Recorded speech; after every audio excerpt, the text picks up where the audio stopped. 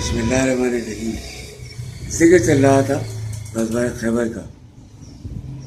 مسلمان وہاں پہنچ چکے تھے اور جنگ بس ہو ہی جاتی تھی۔ خیبر کے 8 قلعوں میں سب سے پہلے قلعہ نائم پر حملہ ہوا، کیونکہ یہ قلعہ اپنے میل وقوع کی نزاکت اور اسٹریٹجی کے لحاظ سے یہود کی پہلی دفاعی لائن کی حیثیت رکھتا تھا، اور یہی قلعہ مرحب نامی اس شہزور اور جاباز یہودی کا قلعہ تھا جسے 1000 مردوں کے برابر مانا جاتا تھا۔ حضرت علی بن ابی طالب رضی اللہ عنہ مسلمانوں کی فوج لے کر اس قلعے کے سامنے پہنچے اور یہود کو اسلام کی دعوت دی، تو انہوں نے دعوت مسترد کر دی اور اپنے شہزور مرحب کی کمان میں مسلمانوں کے مد مقابل آ کھڑے ہوئے۔ میدان جنگ میں اتر کر پہلے مرحب نے دعوت مبارزت دی، جس کی کیفیت حضرت سلمہ بن عقوب رضی اللہ عنہ نے یوں بیان کی ہے کہ جب ہم لوگ خیبر پہنچے تو مرحب اپنی تلوار لے کر ناز و تکبر کے ساتھ اٹھلاتا ہوا اور یہ کہتا ہوا نمودار ہوا کہ خیبر کو معلوم ہے کہ میں مرحب ہوں، ہتھیار پوش، بہادر اور تجربہ کار، جب جنگ و پیکار شعلہ زن ہو۔ اس کے مقابل میرے چچا نمودار ہو، انہوں نے یہ اشعار پڑھے: خیبر جانتا ہے کہ میں عامر ہوں، ہتھیار پوش، شہزور اور جنگجو۔ پھر دونوں نے ایک دوسرے پر وار کیا۔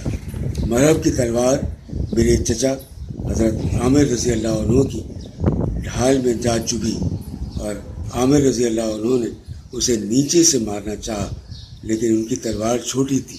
انہوں نے یہود کی پنڈلی پر وار کیا تو تلوار کا سرا پلٹ کر ان کے گھٹنے پر آ لگا اور بالآخر اسی زخم سے ان کی شہادت واقع ہوتی۔ نبی کریم صلی اللہ علیہ وسلم اپنی دونوں انگلیاں اکٹھی کر کے ان کے بارے میں فرمایا کہ ان کے لیے دوہرا آ جائے۔ وہ بڑے جانباز مجاہد تھے، کبھی ان جیسا کوئی عرب روئے زمین پر ہوا ہوگا۔ بہرحال حضرت عامر کے زخمی ہونے کے بعد مرحب کے مقابلے کے لیے حضرت علی مرتضیٰ رضی اللہ عنہ شیر خدا تشریف لائے۔ حضرت سلمہ بن عقوب رضی اللہ عنہ کا بیان ہے کہ اس وقت حضرت علی نے جو اشعار پڑھے وہ یہ تھے: میں وہ شخص ہوں کہ میری ماں نے میرا نام حیدر یعنی شیر رکھا، جنگل کے شیر کی طرح خوفناک۔ اس کے بعد مرحب کے سر پر ایسی تلوار ماری جو وہیں ڈھیر ہو گیا۔ پھر حضرت علی رضی اللہ عنہ کے ہاتھوں فتح حاصل ہوئی۔ جنگ کے دوران حضرت علی رضی اللہ عنہ یہود کے قلعے کے قریب پہنچے تو قلعے کی چوٹی سے ایک یہودی نے جھانک کر پوچھا کہ تم کون ہو؟ حضرت علی نے کہا کہ میں علی ابن ابی طالب ہوں۔ یہود نے کہا کہ اس کتاب کی قسم جو موسیٰ علیہ السلام پر نازل کی گئی تم لوگ بلند ہوئے۔ اس کے بعد مرحب کا بھائی یاسر یہ کہتے ہوئے نکلا کہ کون ہے جو میرا مقابلہ کرے؟ اس کے چیلنج پر حضرت زبیر رضی اللہ تعالیٰ عنہ میدان میں اترے۔ اس پر ان کی ماں حضرت صفیہ رضی اللہ عنہ جو رسول اللہ صلی اللہ علیہ وسلم کی پھوپھی تھی، یہ فرمایا کہ یا رسول اللہ، کیا میرا بیٹا قتل کیا جائے گا؟ آپ صلی اللہ علیہ وسلم نے فرمایا کہ نہیں، بلکہ تمہارا بیٹا اسے قتل کرے گا۔ چنانچہ حضرت زبیر رضی اللہ عنہ نے یاسر کو قتل کر دیا۔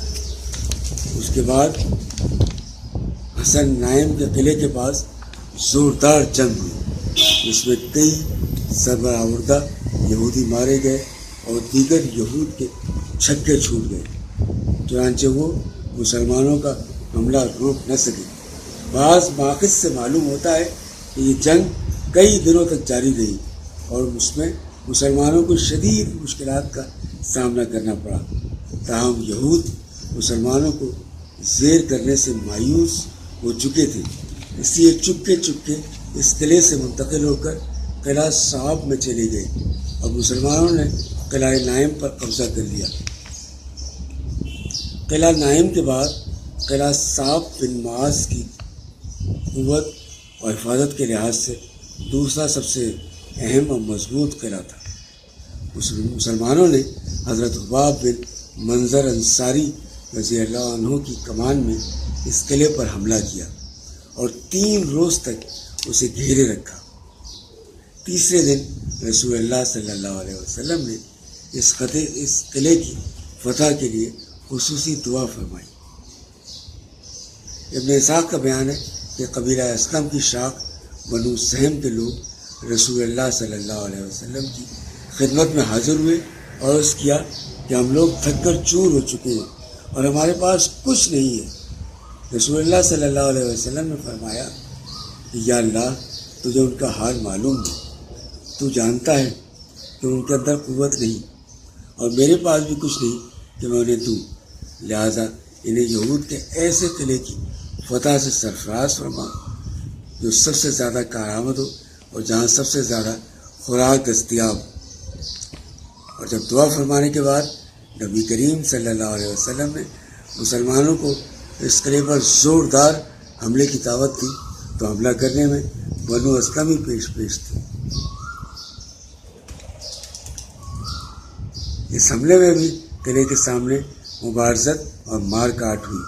اللہ عز و جل نے سورج غروب ہونے سے پہلے قلعہ صعب بن معاذ کی فتح عطا فرمائی۔ خیبر میں کوئی قلعہ ایسا نہ تھا جہاں اس قلعے سے زیادہ خوراک اور چربی موجود ہو۔ مسلمانوں نے اس قلعے میں بعض منجنیقیں اور دبابے بھی پائے۔